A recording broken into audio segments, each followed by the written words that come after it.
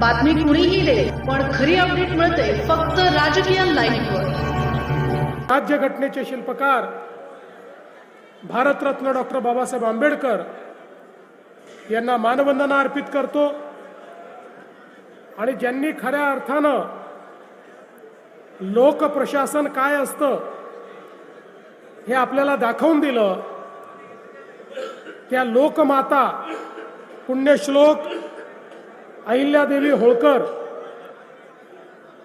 यांच्या अश्वारूढ पुतळ्याच्या लोकार्पण सोहळ्याच्या निमित्ताने आणि त्यासोबत महावितरणच्या उपकेंद्राच्या भूमिपूजन समारोहाच्या निमित्ताने मंचावर उपस्थित असलेले आपले पालकमंत्री चंद्रकांत दादा पाटील, सन्माननीय खासदार श्री विशालजी पाटील, सन्माननीय आमदार श्री सदाभाऊ खोत, श्री इद्रिसजी नायकवाडी, सन्माननीय आमदार श्री सुधीर दादा गाडगीळ, जयंतराव पाटील, सुरेशजी खाडे, गोपीचंदजी पडळकर, सत्यजितजी देशमुख, विश्वजित कदम, सुमनताई पाटील, अशोक काकडे,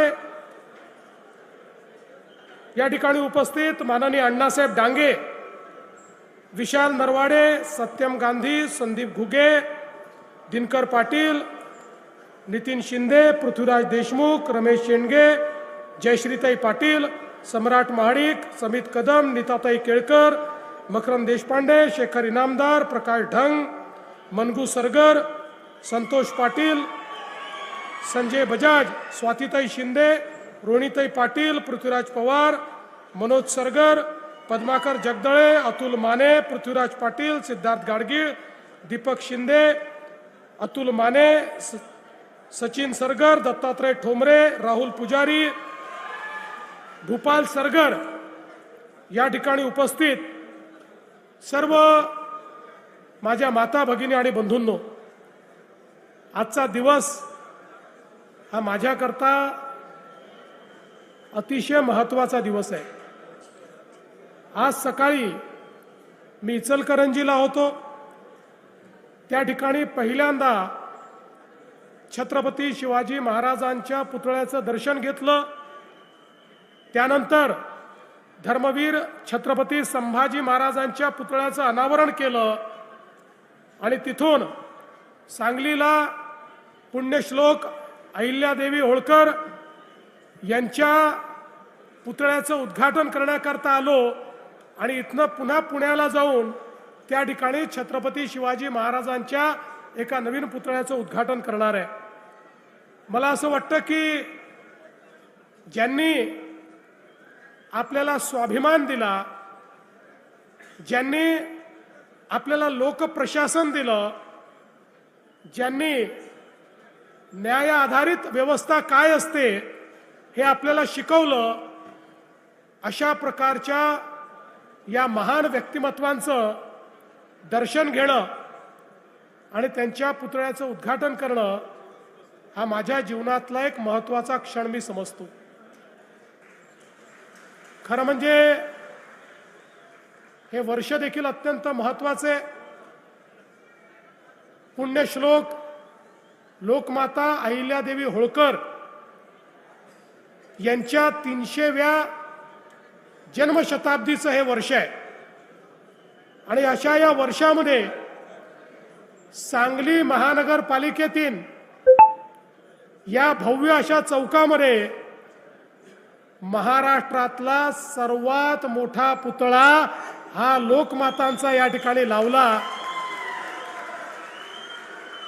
मी त्याबद्दल सांगली महानगरपालिका आणि मंचावरील सर्व नेते मंडळींचं अतिशय मनापासून अभिनंदन करतो, त्यांचे आभार मानतो. आपण जर मध्यम युग बघितला तर मध्यम युगामध्ये अनेक शासक झाले, पण छत्रपती शिवाजी महाराज असतील, पुण्यश्लोक अहिल्या माता असतील, यांचा जो राज्यकारभार आपल्याला पाहायला मिळतो, यामध्ये खऱ्या अर्थानं लोकशाहीची तत्व, समतेची तत्व या राज्यकारभारात आपल्याला पाहायला मिळतात. आणि म्हणून या भारताच्या इतिहासामध्ये जर कुठल्या शासकाला पुण्यश्लोक ही उपाधी मिळाली असेल तर ती अहिल्यादेवींना मिळाली.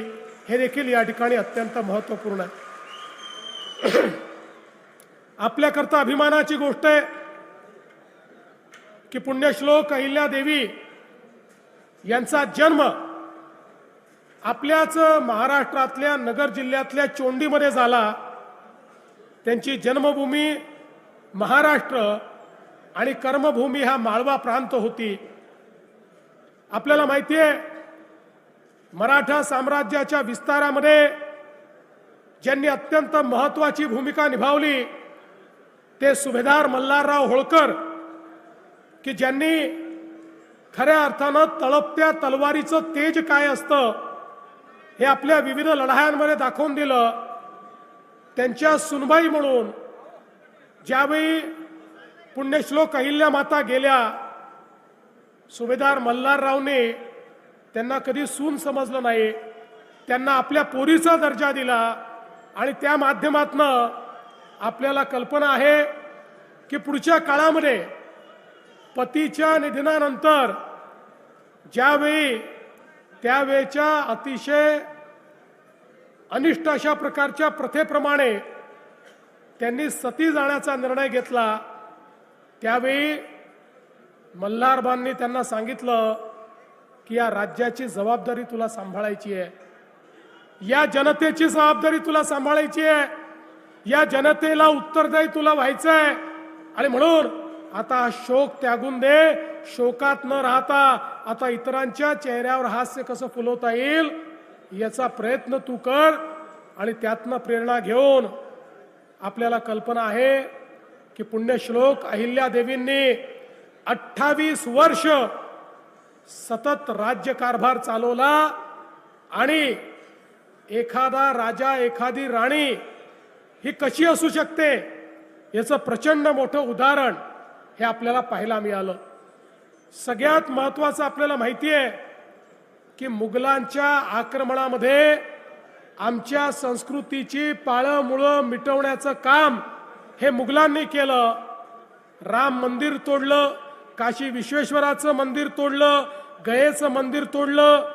सगळे आमचे जे पुण्यस्थळं होते, जे आमच्या धर्माचे संस्कृतीचे प्रतीक होते, हे सगळे तोडण्याचं काम हे त्या ठिकाणी मुघलांनी केलं. पण त्याच वेळी या सगळ्या मंदिरांचा जीर्णोद्धार करून पुन्हा एकदा आमच्या संस्कृतीला पुनरुज्जीवित करणारा जर कोणी असेल तर ते आमच्या पुण्यश्लोक अहिल्याबाई होळकर होत्या, ज्यांच्यामुळे आमच्या संस्कृतीचं पुनरुत्थान झालं.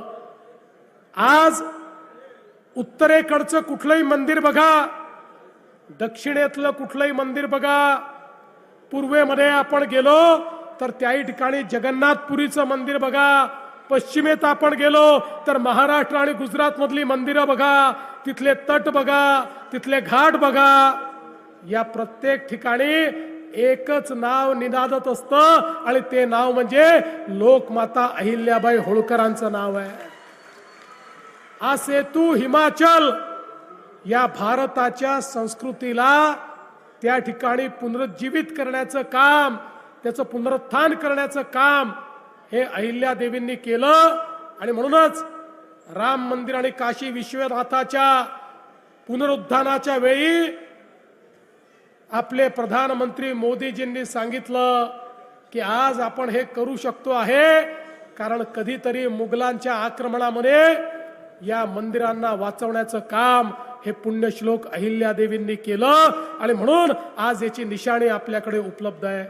पण बंधू भगिनींनो, त्याही पेक्षा महत्वाचं काय आहे, एवढा संपूर्ण उत्तर दक्षिण पूर्व पश्चिम सगळ्या भागामध्ये इतक्या मोठ्या प्रमाणात जीर्णोद्धार अहिल्यादेवींनी केला. पण हा सगळा जीर्णोद्धार हा त्यांनी स्वतःच्या पैशातनं केला. जो माहेश्वरचं त्यांचं राज्य होतं, माळव्याचं जे राज्य होतं, त्या राज्याच्या तिजोरीतून एकही पैसा त्यांनी घेतला नाही. तर वैयक्तिक त्यांचं जे इन्कम होतं, वैयक्तिक त्यांच्याकडे जो निधी होता, त्या निधीतनं लाखो लाखो रुपये खर्च करून संपूर्ण देशामध्ये त्यांनी जीर्णोद्धाराचं काम केलं. आणि आपल्या राज्यातला पैसा मात्र राज्यातल्या सामान्य गोरगरीब जनतेच्या हिताकरता वापरण्याचं काम त्यांनी केलं. खऱ्या अर्थानं न्यायप्रिय राजा म्हणून, राणी म्हणून त्यांच्याकडे पाहिलं जातं. कारण त्यांनी विधवांच्या संपत्तीचा अधिकार बहाल केला. त्या काळामध्ये एखादी महिला विधवा झाली की तिची संपत्ती जप्त होत होती. त्या ठिकाणी पतीची संपत्ती तिला मिळत नव्हती. ती संपत्ती तिला मिळेल हा त्यांनी निर्णय केला. महिलांना शिक्षण मिळेल हा त्यांनी निर्णय केला. महिलांना अधिकार मिळेल हा त्यांनी निर्णय केला. आणि त्यासोबत गरीब आणि महिलांकरता वेगवेगळ्या प्रकारे शिक्षण असेल, रोजगार असेल, अशा अनेक गोष्टी त्यांनी केल्या. आपल्याला माहिती आहे, माहेश्वरमध्ये त्यांनी साडीचा आणि विणण्याचा व्यवसाय आणला. विणकर आणले, त्यातनं अतिशय तलम कापड तयार केलं. आणि माहेश्वरचं कापड आणि माहेश्वरच्या साड्या केवळ भारतामध्ये नाही तर भारताबाहेरही जायला लागल्या. आणि मोठ्या प्रमाणात रोजगाराची निर्मिती करणाऱ्या अहिल्यादेवी होत्या. एवढंच नाही तर आपलं राज्य हे सुरक्षित राहिलं पाहिजे म्हणून पहिल्यांदा 17 प्रकारचे कारखाने त्या माहेश्वर राज्यामध्ये उघडणाऱ्या अहिल्यादेवी होत्या. त्या माहेश्वर राज्याला किंवा माळवा प्रांताला सुरक्षित ठेवण्याकरता जो दारुगोळा लागायचा, ज्या तोफा लागायच्या, जे शस्त्रास्त्र लागायचे, हे सगळे त्यांच्या स्वतःच्या कारखान्यामध्ये तयार व्हायचे. आणि त्याच्या माध्यमातून त्या ठिकाणी एक प्रकारे रोजगाराची निर्मिती व्हायची आणि आपलं राज्य देखील पूर्णपणे सुरक्षित त्या ठेवायच्या. त्या काळामध्ये घाटामध्ये ज्यावेळी दरोडेखोरांचा सुळसुळाट झाला, त्यावेळी रानावनात राहणाऱ्या भटक्या आदिवासी सगळ्यांना एकत्रित करून त्यांची सेना तयार करून त्यांना त्या ठिकाणी प्रशिक्षित करून त्यांच्या हातामध्ये शस्त्र देऊन त्यांनाच त्या घाटाची रानावनाची सुरक्षा दिली. आणि लोकांना लुटणारे जेवढे लुटारू होते त्या लुटारूंवर कारवाई करण्याचं काम हे अहिल्यादेवींनी केलं. एवढंच नाही तर पहिल्यांदा महिला सैनिकांची तुकडी तयार करणाऱ्या देखील अहिल्यादेवी होळकर होत्या, ज्यांच्याकडे स्वतंत्र आमच्या महिलांची सैनिकांची तुकडी होती. आणि स्वतः लोकमाता अहिल्यादेवी लढाईमध्ये समोर असायच्या. हत्तीवर बसून लढाईचं नेतृत्व करणाऱ्या अशा प्रकारच्या वीरांगना आमच्या लोकमाता अहिल्यादेवी होत्या. न्यायालयाची स्थापना केली. आपण आज जी न्यायालयाची पद्धत पाहतो तसं ग्राम न्यायालयापर्यंत प्रत्येक ठिकाणी न्यायालय त्यांनी तयार केले. आणि सगळ्या न्यायाधीशांना सांगितलं, गरिबाला न्याय मिळाला पाहिजे. न्याय जर श्रीमंतांनी विकत घेतला, श्रीमंताच्या दबावात येऊन केवळ तुम्ही न्याय दिला तर तुम्हाला पदच्युत करण्यात येईल, हे सांगणाऱ्या लोकमाता होत्या. आणि म्हणून त्यांच्या राज्यामध्ये गरीबातल्या गरीबाला देखील न्याय होता. ही न्यायप्रिय व्यवस्था तयार करणाऱ्या लोकमाता होत्या. आणि म्हणून त्यांच्या राज्यकारभाराच्या संदर्भात आपण अनेक गोष्टी सांगू शकतो. मध्यंतरीच्या काळामध्ये त्यांच्या 300व्या जयंतीच्या निमित्ताने या ठिकाणी आपण एक अतिशय सुंदर अशा प्रकारचं एक फोटो बुक तयार केलं, ज्याच्यामध्ये सुंदर असे त्यांच्या इतिहासाचे फोटोग्राफ आणि त्याचा इतिहास लिहिला. आणि मला सांगताना आनंद वाटतो, हे जे पुस्तक आहे ते महाराष्ट्र शासनाच्या वतीनं भारतातल्या सगळ्या मुख्यमंत्र्यांना आणि सगळ्या गव्हर्नरला मी पाठवलं. आणि त्यांना सांगितलं की राज्यकारभार कसा चालला पाहिजे हे लोकमातेकडनं शिकण्याकरता हे पुस्तक मी तुम्हाला देतो आहे. आणि खऱ्या अर्थानं चोंडीचा विकास आराखडा, आज अण्णासाहेब डांगे या ठिकाणी आहेत. अण्णासाहेबांनी चोंडीमध्ये पहिल्यांदा त्या ठिकाणी आमच्या लोकमातेचं जे स्मारक आहे ते स्मारक तयार करण्याचं काम हातामध्ये घेतलं. आता एक मोठा आराखडा आपण तिथे करतोय आणि त्यांच्या या जन्मशताब्दीच्या निमित्ताने आपण त्यांनी जे बावड्या तयार केल्या, जे तलाव तयार केले, त्या ठिकाणी जे मंदिरं तयार केली, या सगळ्यांचं पुनरुज्जीवन करण्याचं काम आता आपल्या हातामध्ये घेतलेलं आहे. खरं म्हणजे राजकीय घडामोडींचं सर्वात वेगवान अपडेट फक्त इथेच राजकीय लाईव्हवर. आमच्या YouTube चॅनलला लाईक, शेअर, सबस्क्राईब करा आणि रहा राजकारणाच्या रणभूमीवरील थेट नजरेत.